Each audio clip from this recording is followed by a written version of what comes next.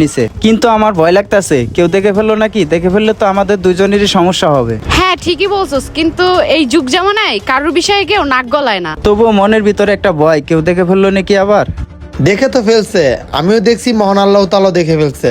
আরে উনি আবার কি? এই লোকটা আবার কে? এ বেটা চুপ, কি উল্টাপাল্টা কথা বলতেছ সেখানে? ভালোই ভালো এখান থেকে চলে যা। কি আমি উল্টাপাল্টা কথা বলতেছি? কি ব্যাপার, লোকটা দিকে আমার থাপ্পড় দিল।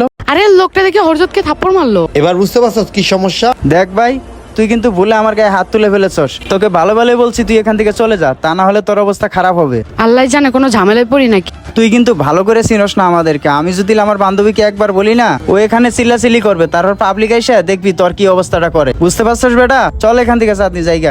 আরে কই যাবি তোরা এত তাড়াতাড়ি? আমি তো তোদের এইখান থেকে এক পাও যেতে দেবো না। আর তোরা যাকে ইচ্ছা তাকে ডাক দে, এই বাচ্চাটা খালি আমার কোলে, না হলে তোর খবর খারাপ এখনই করে দিতাম আমি। চাঁদনি শুরু কর, চিল্লাচিল্লি শুরু কর। হেল্প হেল্প হেল্প, কেউ কোথাও আছেন? আমাদের বাঁচান বাঁচান। এই তোমাদের